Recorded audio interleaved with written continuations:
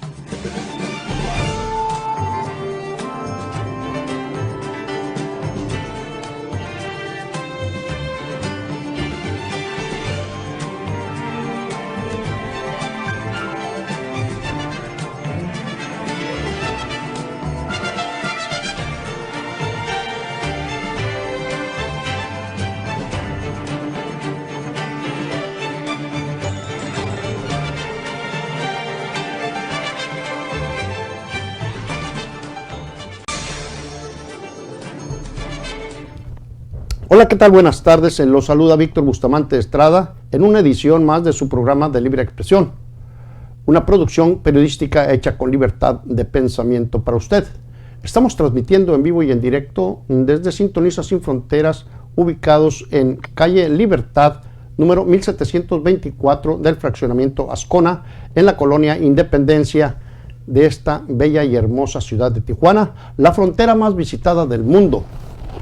Estamos llegando a ustedes también a través de la señal de Canal 73 y por supuesto mediante el internet en canal73.tv, además por YouTube y Facebook.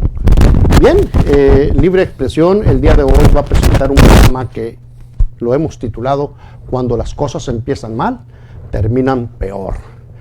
Y para eso hemos invitado al licenciado José Ángel Peñaflor Barrón y al maestro académico del Instituto Tecnológico de Tijuana, Héctor Ramón González Cuellar. Buenas tardes, bienvenidos, señores. Muy buenas tardes. Gracias por la invitación, estamos a la orden como siempre. Me da gusto saludarlo, licenciado José Ángel Peñaflor, y al profesor, al maestro Héctor Ramón González Cuellar. Gracias. Qué bueno que aceptaron la invitación, qué bueno que aceptaron la invitación. Y pues hoy en Libre Expresión quiero que tratemos el asunto ese de cuando las cosas empiezan mal, terminan peor. ¿A qué me refiero? Cuando un gobernante inicia su ciclo como jefe del Estado con errores, terminan mal. ¿Por qué? Los errores que hemos visto, entrando el gobierno, hubo los moches famosos, se conoció la situación de la que era secretaria de Bienestar del gobierno del Estado. Al paso del tiempo resulta que siempre no, pero ya destituyeron al oficial mayor, ya destituyeron a Giselle García Soberanes, ya entró en sustitución Héctor Mares Cosío, Laura Torres, la hija de Hugo Torres Chávez. O sea, es una serie de movimientos que se dan medio sospechosones, pero al fin son los errores que estamos viendo. Eso es por decir algunas cosas de inicio, de entrada del gobierno del Estado. Luego enseguida viene la situación de los incrementos que el Congreso del Estado a los nuevos impuestos, que no se ha publicado, pero ya se llevó a cabo la sesión, se tomaron los acuerdos y un mayoriteo de Morena con la ausencia de los diputados de oposición que no fueron invitados a esa cena, porque fue una cena. Es por eso que los he invitado para preguntarles, licenciado José Ángel Peñaflor Barrón, ¿cómo ven las cosas estas? O sea, lo de los impuestos es inconstitucional, no se ha publicado. Me faltó agregar la cuestión de la ley de movilidad, una ley que no conozco yo, que no existe, pero en fin, usted es abogado, platíqueme, dígame, oriénteme. Bueno, para establecer lo siguiente, ese tipo de impuestos a los derivados del petróleo, que es al gas doméstico y a la gasolina, esos son de competencia exclusiva de la Federación por lo que se refiere al Congreso de la Unión. Este mismo impuesto es también al otro impuesto que se refiere a la electricidad. Este impuesto es de competencia exclusiva de la Federación. La única capacitada para imponerlos es la Federación a través del Congreso de la Unión exclusivamente. Nadie más lo puede proponer o lo puede imponer.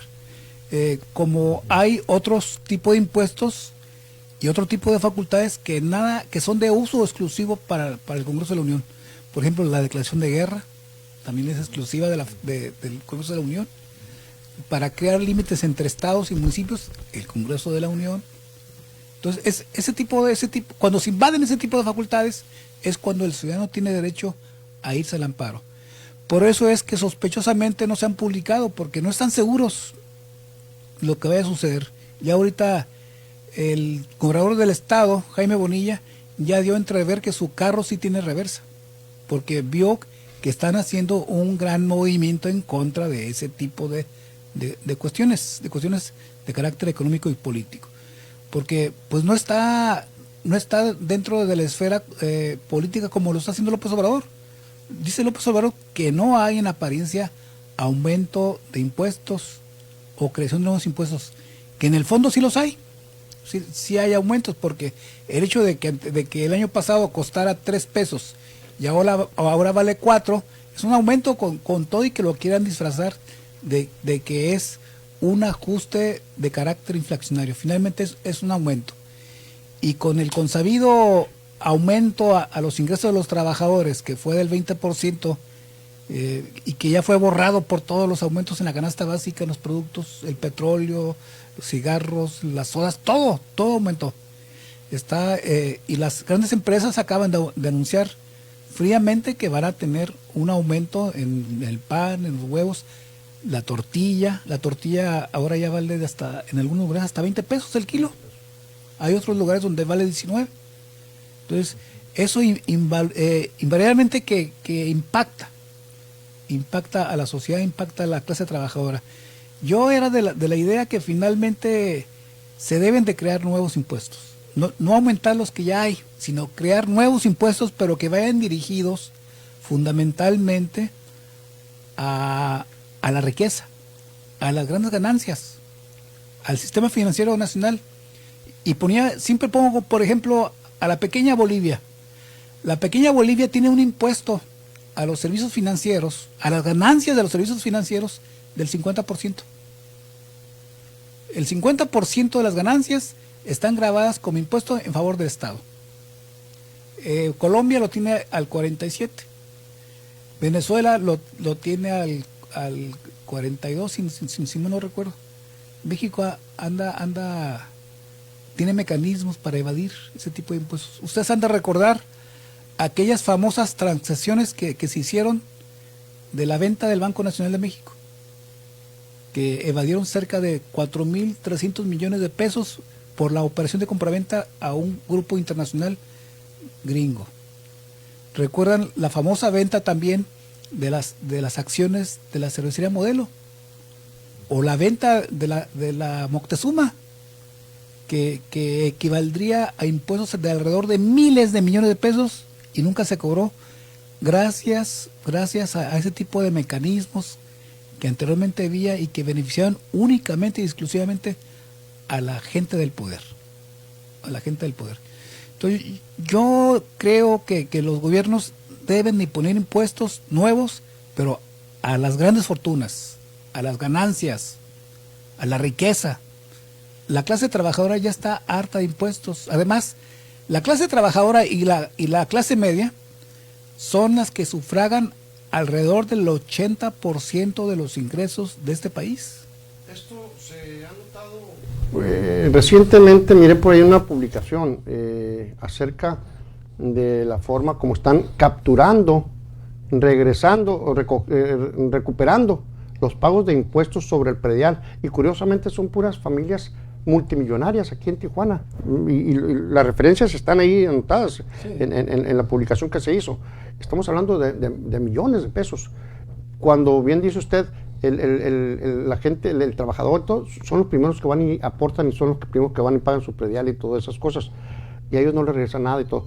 Pero estamos hablando de familias multimillonarias aquí en Tijuana que están recuperando ese dinero. Es una parte de lo que tiene, de lo que usted menciona. Claro. Ahora, usted dijo que, sí es cierto, yo lo leí por ahí, lo escuché, que dijo el señor gobernador Jaime Bonilla Valdés, dijo que su carro sí tenía reversa.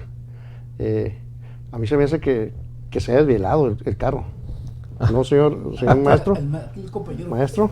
Bueno, mire, sobre Baja California yo creo que tenemos que ver el contexto nacional.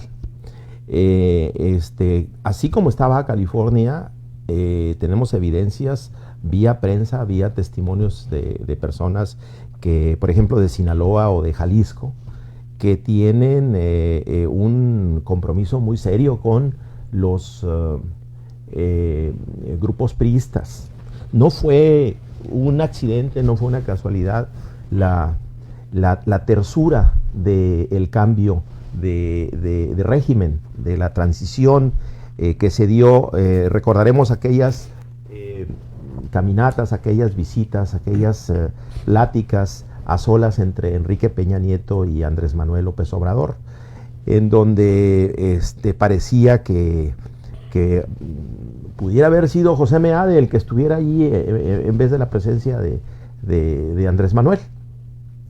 Entonces, parece que hay un pacto en el fondo de gobernar sin tocar los grandes intereses y aliados de facto, no formalmente, no hay una alianza política propagandística ni demagógica con el PRI, con el Partido Revolucionario Institucional, pero con lo peor del PRI, porque yo creo que en el PRI debe haber algunos cuadros de gente eficiente, decente, honrada, con sentido patriótico en su conducta, que no se enriquecen a la sombra del poder, que no buscan privilegios, que no sirven a grupos que ya son de por sí privilegiados. Ahorita acabas de mencionar a las familias más encumbradas de la ciudad, los dueños de centros comerciales, los fimbres, el que organiza esta Tijuana, José Galicot, que son cantidades millonarias de impuestos al mismo incluso que ni siquiera en duda nadie ponemos en duda de cómo adquirieron esos bienes. No, es riqueza hecha de manera opaca, de manera oscura, de manera que no podrían dar una explicación, una rendición de cuentas. Así como un funcionario debe dar una rendición de cuentas en un país civilizado, en un país educado, en un país consciente, de dónde viene su riqueza, cómo la produjo, cómo la generó, si fue un inventor, si fue un productor, una persona que satisfizo una necesidad social importante y la sociedad se los compensa. Estas personas, los empresarios de todo tipo, creo que deben de dar una rendición de cuentas si tuvieran un poquito de ética ante la sociedad. Ya no ante la sociedad, siquiera ante sus hijos, ante su familia. Es decir, por eso se atraviesa allí un elemento importante que lo comentábamos hace un momento. Si una sociedad sin ética, una sociedad sin moral, pero llena de religión, de manera paradójica, o sea, tenemos una sociedad llena, vas a donde quiera y encuentras religiones y sectas, pero no tenemos moral, no tenemos una conducta moral que nos haga pagar los impuestos porque creemos que hay un círculo vicioso. El tema es de que a nivel nacional, el árbol político del cual se desprenden las ramas estatales está pactado con una clase política que compra las cosas. Con una clase política que no tiene una capacidad ética para seleccionar a los mejores cuadros en la función pública, que no tiene un código de conducta que sea congruente de lo que se dice en las oficinas a lo que se hace en los pasillos, en los escritorios, en los documentos.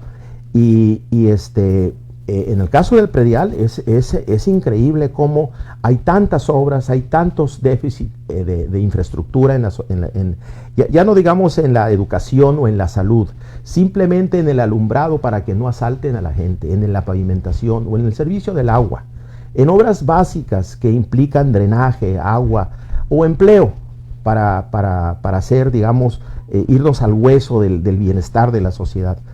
Y estas personas que de por sí tienen millones y millones, porque se ve que tienen un negocio de pulpo, son los más privilegiados. Entonces creo que un gobierno honesto debería de acabar con los privilegios.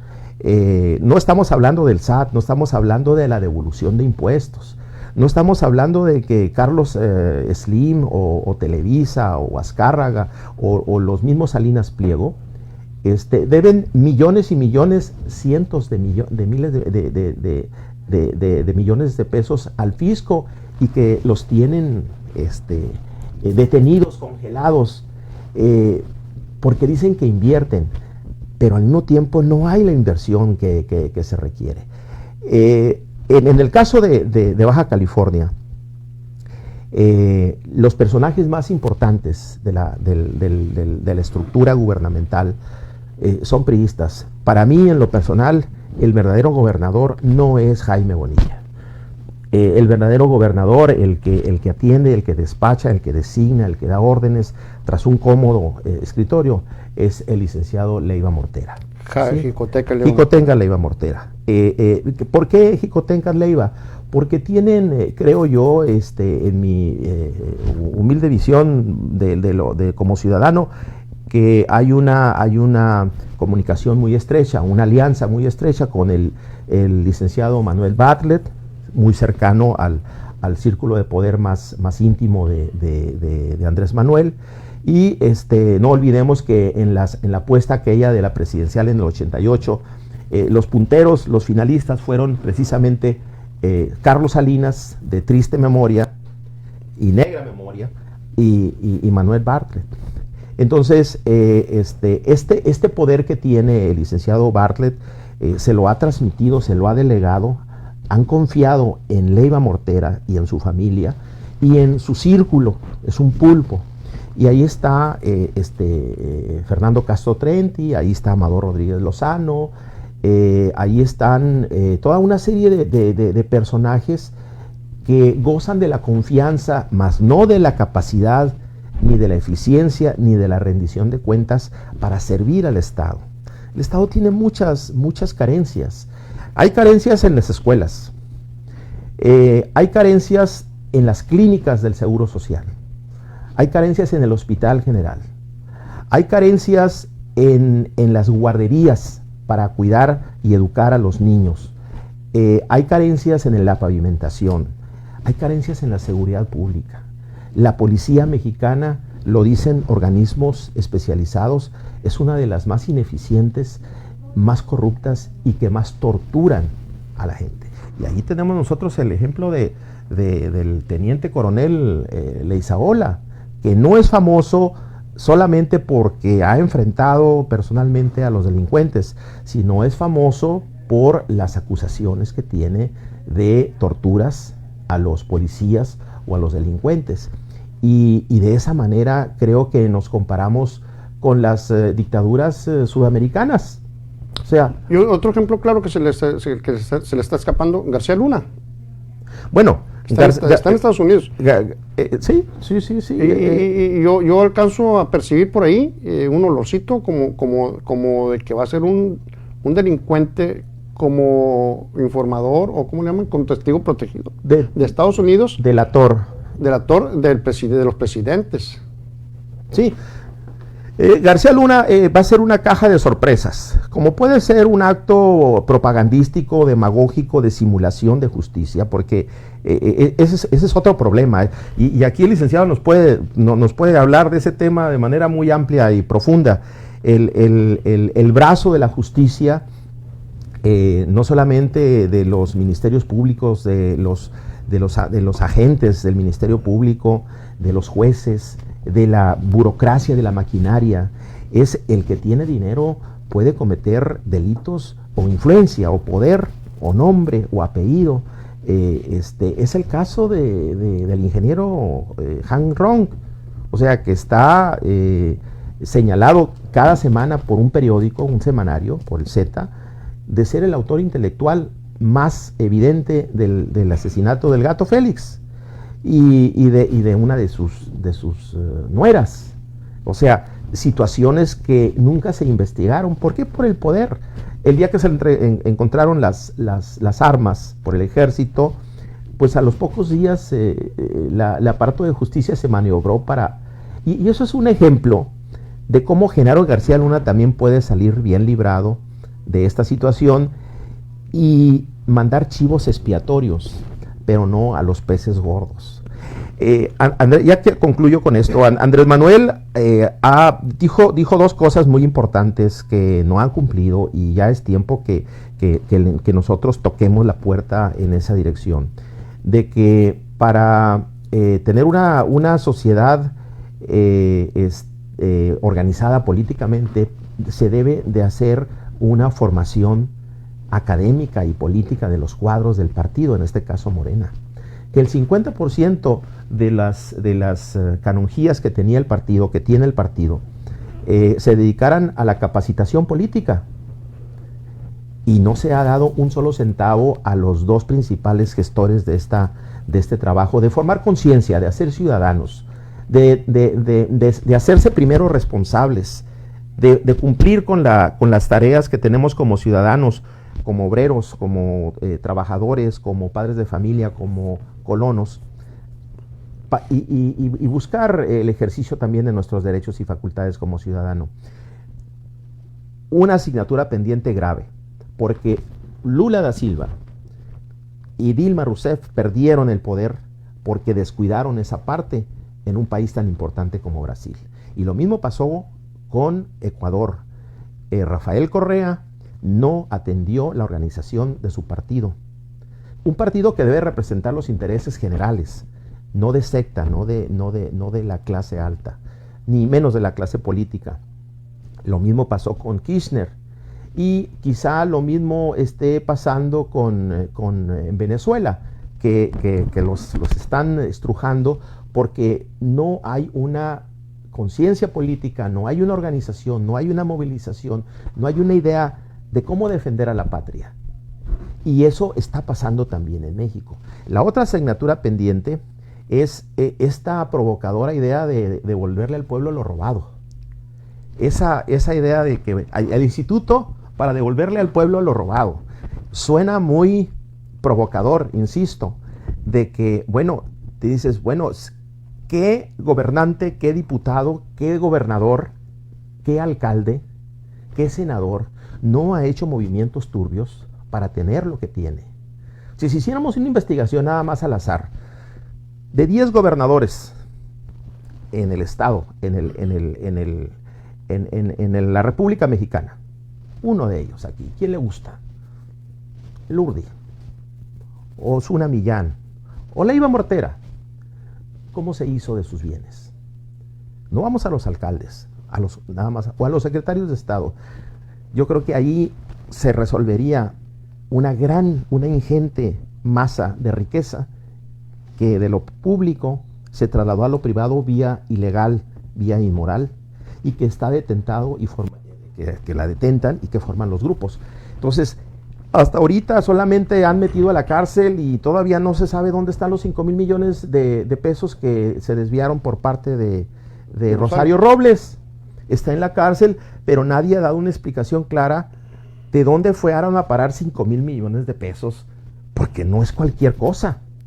Y todavía dicen que es inocente, ¿verdad? Pero ¿cuántas Rosario Robles hay? No de 5,000 millones de pesos, póngale más ceros. Expresidentes, exsecretarios. Y si Andrés Manuel nada más finge, o la Cuarta T, o su grupo de gobierno, que van a selectivamente a hacer justicia, pero nada más a nivel mediático, no ha de llegar a decir, bueno, ¿sabes qué? Ese dinero se fue a las campañas del PRI, porque mucho de ese dinero se fue a las campañas del PRI, y otra parte a los bolsillos de los funcionarios del PRI y a los gobernadores. Se desvió. ¿Dónde está ese dinero? La gente quiere saber eso, pero no nada más de Rosario Robles, de una larga lista de funcionarios públicos que a la sombra del poder se enriquecieron. Yo allí dejaría mi comentario, maestro. Yo le puse mucha atención y es muy importante todo lo que usted está comentando, narrando toda la historia que hemos vivido en la política nacional. Está muy claro que santos no hay ningún político que sea santo. No hay absolutamente ninguno, por el más mínimo regidor hasta el más altivo senador que haya existido o presidente de la República. Definitivamente, me quiero recordar que antes de que entráramos aquí al programa, hablábamos de que cuando un país está jodido su gobierno. Un país ignorante, un país pobre, va a ser un gobierno pobre. Pero yo le agregaría abusivo, un gobierno abusivo, aprovechar la pobreza de la población. Habló usted de incluso de algún senador X, pero hay un político del que estamos hablando, donde correlaciona con Jicotenca Leiva Mortera, que es Manuel Bartlett, y es activo, y es el director de la Comisión Federal de Electricidad. Sí, y no nos ha dejado muy claro cómo adquirió todas esas propiedades. Y vimos cómo el presidente de la República le dio su abrazo y los besos, como dice él, abrazos y besos y no balazos, ¿no? Algo así, ¿no? Y lo aceptó, o sea, ya pasó la prueba, del añejo Manuel Bartlett, sí. Y vamos más abajo, y así era el recuento. Usted menciona que los pasillitos que hicieron, los pasitos que dieron Enrique Peña Nieto y Andrés Manuel López Obrador, personalmente abrazados en el Palacio Nacional. En el Palacio Nacional. Sí. Entonces me viene a mí a la mente, bueno, a lo mejor es una de las partes de las que hablaron. A lo mejor por eso le dijo, cambio de moneda, una moneda de cambio, Rosario Robles, pero ahí manténlo, así, como que los vas a pegar y como que no los vas a pegar y todo eso. Posiblemente sea parte de la estrategia o los acuerdos que hayan tenido, esos acuerdos que se toman a veces los políticos, ¿no? Pero vamos a aterrizar aquí en Baja California. Yo veo, desde que llegó Andrés Manuel López Obrador, que habla y que dice lo que hicieron, lo que han hecho, los que se fueron, lo que nos robaron, lo que nos dejaron, como dice el maestro. Pero ¿cuándo va a decirnos Andrés Manuel López Obrador qué va a hacer? Yo estoy de acuerdo que aquí en Baja California no nos gobernaron unos santos, nos gobernó el Partido Acción Nacional y las gentes que eran los militantes de Acción Nacional por decisión ciudadana, vamos a decirlo, en las elecciones, pues ellos ganaron. Bueno, si el gobernador actual está atacando a un delincuente o a un sospechoso de un crimen o algún político que posiblemente pudiera tener indicios de que él nos robó y abusó en el poder, todo, pues está bien que lo hagan, es su obligación. O sea, el ciudadano no, yo creo que el ciudadano quiere estar en su casa, en su trabajo, en donde él ande, pensando en que el gobernador actual va a hacer cosas en beneficio de él, no estarnos diciendo cada rato fulano de tal. Ahora salió con que les voy a quitar los terrenos que compraron porque robaron mucho. No, quiero que me diga cuándo van a ir a arreglar las casas de Infonavit Maya, cuándo van a ir a arreglar las calles del Infonavit Murúa, del presidente, o sea, cuándo vamos a tener un agua segura, tranquila, cuándo va a haber seguridad. Pues yo creo que nada va a cambiar. Yo creo que todo va a ser igual. Pues de hecho ya llevan más de 100 días en el poder los municipios y no ha habido grandes cambios. Al contrario, han sido una continuidad. Por ejemplo, empezamos por Ensenada. En Ensenada ya promovieron la privatización de los servicios de basura. está lo de los parquímetros, está La basura. la basura Y los bachesotes. y los bachesotes. O sea, no ha habido un cambio, al contrario, el que está ahí está dando continuidad a la política de los funcionarios en el municipio del PRI y del PAN en forma literal. Han transcurrido ya cerca de 4 meses. En Tijuana tenemos un gobierno fíbrolo. Lleva 100 días en el poder y 15 de vacaciones. Cancún y Mérida, fue una boda Mérida, el ciudadano presidente municipal Arturo González. Si vemos cambios, hemos visto cambios radicales que se vean. En Mexicali hemos visto cambios radicales. Austeridad, simplemente austeridad. Incluso no he visto cambios de protagonistas. No, son los mismos. Porque son los mismos. Son los mismos, Sí, o sea, sí. del PRI, del PAN, son los mismos. O sea, por eso yo digo, es una política de continuidad.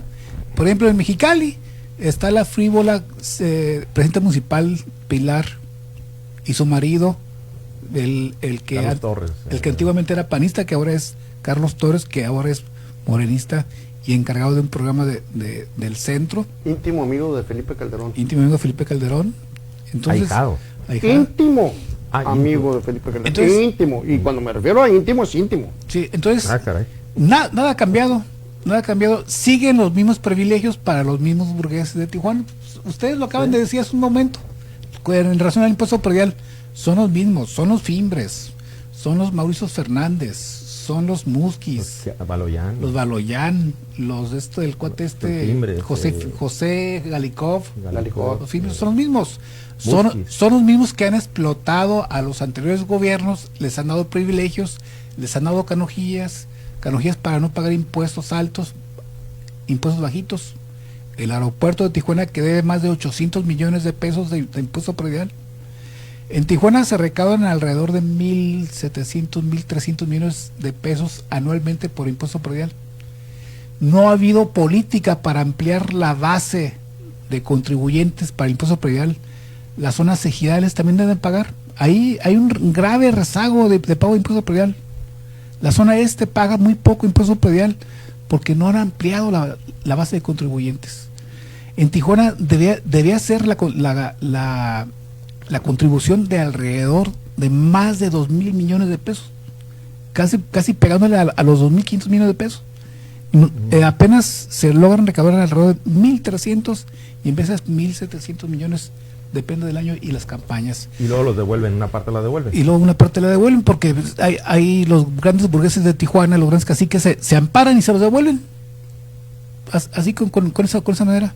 Sí. O sea, ha habido una continuidad de las políticas de los gobiernos municipales del PRI y del PAN idéntica. No ha habido cambio, ni va a haber cambio. Y esas personas, esas familias que usted menciona, que mencionamos aquí, pues, curiosamente, son las simuladoras de eventos de beneficio social y todas esas cosas. Me viene a la mente José Galicot, me viene a la mente los Carimax, en sus ventas que hacen, que pegan el carrito, que esto, que etcétera, etcétera. Y ahora están agregando en casi todas las, están agregando en casi todas las comercios, empresas, retomar esa cuestión de el redondeo. El redondeo, todo el mundo está en redondeo. Eso es para evadir impuestos, claro, y especular con el dinero que le quita al consumidor, porque estamos sujetos a ellos. Ahora, le voy a hacer una pregunta, maestro. ¿No son chantajes? Por ejemplo, las ideas esas que a veces nos dice Andrés Manuel López Obrador,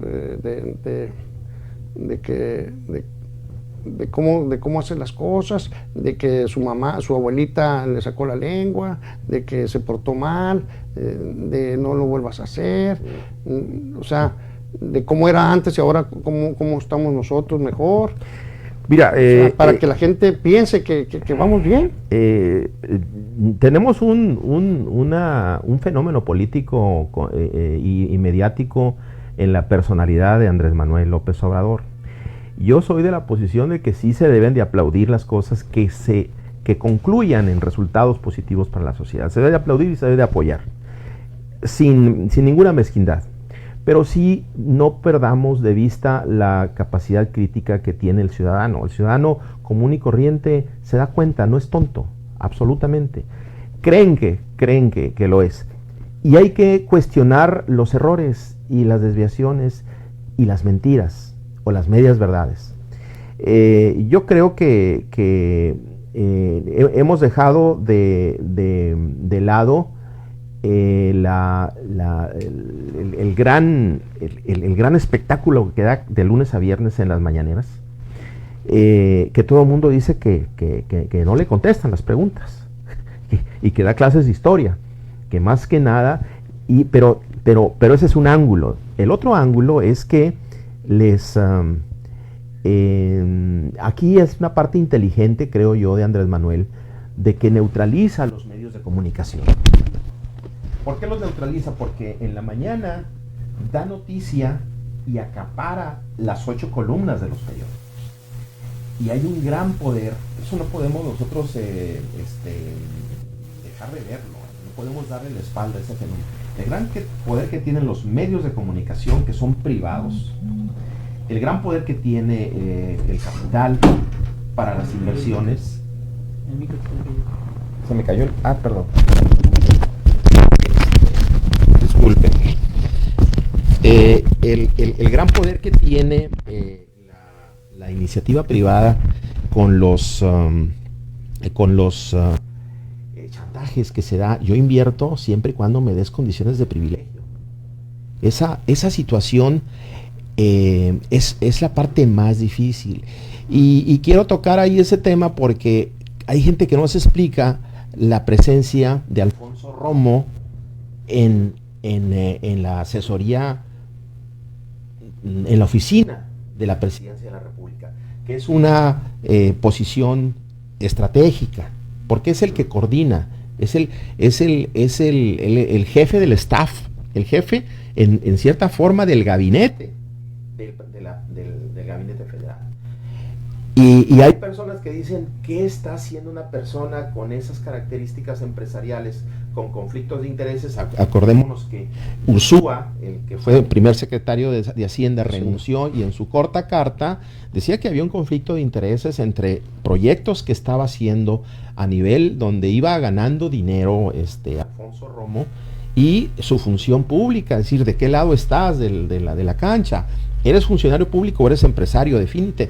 Delega todas tus empresas y no te inmiscuyas si realmente quieres servir al país, pero no hagas cosas buenas que parezcan malas, o al revés. ¿Y qué está haciendo Jacob Polensky también? Que fue empresaria de la Canacintra, en un puesto político en donde se definen los perfiles de la gente que va a hacer la función pública. Y ya vimos aquí el caso concreto de Baja California, que hicieron una encuesta y que no hubo tal encuesta, nunca la demostraron, o sea, una mentira, fue un insulto a la inteligencia de la sociedad de Baja California, no solamente a los candidatos, a los precandidatos, sino un insulto a la sociedad, que va a quedar en la historia eso, porque es una encuesta patito, y si hay encuestas patito, entonces hay funcionarios patito, y hay gobiernos patito, y hay políticas patito, y es una cascada de efectos en donde sale perdiendo ¿quién? La sociedad, el trabajador, la gente de abajo, y da paso a la turbiedad. El otro, ¿quién debería estar en la posición de política de Morena a nivel nacional? Pues una persona que tuviera un perfil ético. Estoy hablando, por ejemplo, de un Enrique Dussel, un hombre probo, un hombre inteligente, un hombre brillante que es reconocido a nivel internacional y que tiene una idea muy clara de la necesidad de formar ciudadanos. Más que cuadros políticos, necesitamos generar una escuela de ciudadanía, porque somos consumidores de X o Z producto, pero no somos ciudadanos. Sí existimos para el poder, para el capital, para la misma iglesia como contribuyentes, pero no se nos respeta nuestra calidad de ciudadanos. Y eso es un analfabetismo político. O sea, si es grave no saber leer y escribir, es tan grave también el no poder tomar decisiones correctas de qué nos conviene en los próximos 3 años o 6 años, qué proyecto político. Y aquí no hemos hablado de Kiko Vega, que dejó el desorden y arrasó con el Estado. No rindió cuentas.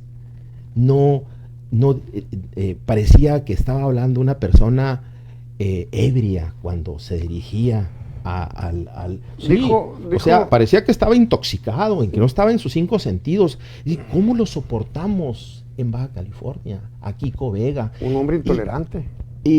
Bueno, un pobre hombre, porque no podría ser ni policía en esas condiciones, ya no regidor, ni policía de crucero, porque se burlarían de él. Y la otra parte que también es muy importante resaltar, compañeros, es el costo de las campañas. ¿Qué vimos en las campañas hace 6, 7 meses?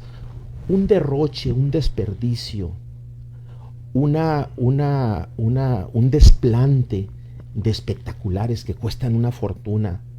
¿De dónde salió ese dinero? Morena y el INE ahí están cometiendo una grave omisión. Que expliquen de dónde sale el dinero de las campañas. ¿Y las cantidades? Sí, las cantidades, el origen, el destino y los compromisos que se generan. Denunció uno de los candidatos a la gobernatura que a él le había pedido Jaime Bonilla dinero para ser candidato a diputado federal. Y como no se acercó. Nuestro amigo con el que estuvimos hace, ¿qué? 3 semanas. 3 semanas. Sí. ¿Cómo se llama este muchacho? Barriguete. Anaya Barriguete. ¿Sí? Fue el caso. Sí, fue el caso. Entonces, hay mucha turbiedad. El INE es una pantomima, es otro insulto a la inteligencia cívica de los mexicanos. Es decir, oye, dame una rendición de cuentas de dónde sale tanto, dónde sacaba el dinero el PRI. Pues lo sacaba de la Secretaría de Desarrollo Social, de desviaciones del presupuesto federal. Y ahora, ¿de dónde salió la campaña de espectaculares? Oye, Jaime Bonilla traía 4 o 5 camionetas del año. Cada camioneta cuesta más de $1 millón. Oiga, maestro, pero el costo, o sea, el resultado que tuvo ese costo, el resultado de una elección, para tener electo un gobernador con el 15% de los votantes. 13%. O sea, el 13%. Bueno, o sea, el costo que se tuvo que pagar. Porque no hay ideas, porque no hay propuestas, porque no hay programa, porque no hay congruencia. Nos falta educación Sí, y conciencia. vivimos una tragedia cívica, porque la gente anda buscando la manera de sobrevivir. ¿Qué va a comer él y sus hijos y su esposa este día? Y olvídate, y ahí se le va todo el día y tiene que tener 1, 2 o 3 trabajos para poder llevar el pan a la mesa. Esa hambre programada, planificada, perversa de los salarios que tenemos. El salario, 120 pesos, ¿no? 120 pesos, el salario mínimo. Sí, una señora... 136 pesos. Bueno, 136 pesos. Sigue siendo un insulto. Claro. Sigue siendo un insulto, Claro. porque son $6. Eso lo gana un trabajador en media hora en San Diego. Y por eso vemos que 50,000 personas cruzan todos los días a ganar ya la tortilla o el frijol y la chuleta, porque allá le pagan 10 veces lo que le pagan aquí, ¿sí? El hecho es que tenemos una campaña electoral negra, ¿sí? Y costosa. Que le cuesta, que se sacrifica dinero para las escuelas, dinero para los desayunos escolares, dinero para el Hospital General, que se les mueren porque no tienen medicamentos elementales, no tienen el suficiente... y no quiero hablar de los médicos residentes, de los médicos residentes que prácticamente son unos esclavos ahí que trabajan 24 horas o 48 horas, que es otro gran tema de lo que pasa en los hospitales generales. Pero ese dinero que va a las campañas para apoyar, para sostener los privilegios de una minoría, desampara a las clases trabajadoras, a las mujeres, a las madres solteras. No tenemos suficientes preparatorias en Tijuana, preparatorias técnicas. Entonces hay mucho que hacer, hay mucho que hacer en la educación, Y aquí hay otro que le jala la pata a la vaca, que es, estoy viendo ahorita la influencia que tuvo, recomiendo un libro muy interesante, la Rebelión de las Cañadas, en donde la iglesia tiene un compromiso social y un compromiso de justicia en lo cotidiano. Y Samuel Ruiz y toda la estructura que se generó con la teología de la liberación pugnaron porque se diera despertar conciencias y organizar a la gente para defender sus derechos. Chiapas, por ejemplo, es un estado riquísimo en recursos naturales. Ahí se produce energía eléctrica, se produce café, se producen artesanías, se produce... es una sociedad que tiene una cultura tan rica, pero también hay una gran miseria. Y en ese entorno, la iglesia, aquí en Baja California, está callada. La iglesia no habla de la realidad que vivimos en los sermones. El obispo se para en la televisión y habla de cualquier cosa, menos de la realidad que vive el filigrés, el católico, la mujer abandonada, golpeada, victimizada. Entonces la iglesia es otro gran problema. Debemos tener tres reflectores, y con esto concluyo. Ver el comportamiento del capital a base de privilegios, como muy bien lo señaló el abogado, ¿sí? Que se graba al trabajador, a las clases medias, al pequeño comerciante, al pequeño industrial, al obrero, al maestro, al vendedor ambulante, pero no se graban las grandes utilidades de los conglomerados empresariales. Ellos salen sin despeinarse. La iglesia, que tiene una influencia en la cultura y en la conducta y en la conciencia de la gente, también es un gran cómplice del abuso, de la explotación, de la tortura psicológica, incluso de la violencia, porque está callada la iglesia. Y el Estado que está en manos de mequetrefes, de pillos, ¿sí?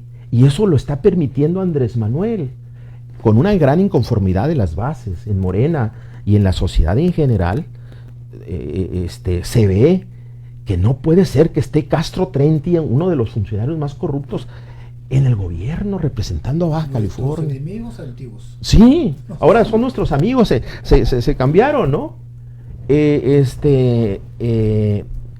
Uno de los peores gobernadores fue Roberto de la Madrid Romandía, lo recordarás tú, porque no nacimos ayer. Sí, no, ¿Sí? claro. Roberto de la Madrid Romandía Fue lo peor.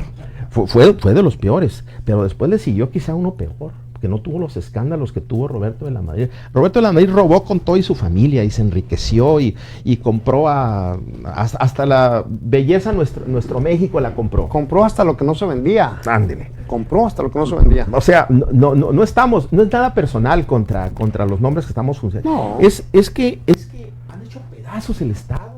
Han hecho pedazos Tijuana. Que no hay diferencia con el actual, ¿verdad? No, o sea, dice el maestro, no estamos en contra de nadie. Claro que no estamos en contra de nadie, como estar en contra de la historia. Pues no, estamos hablando de lo que hace, Sí, de lo que ha hecho. Estamos hablando de los hechos. De los hechos. Pero hay una cosa importante.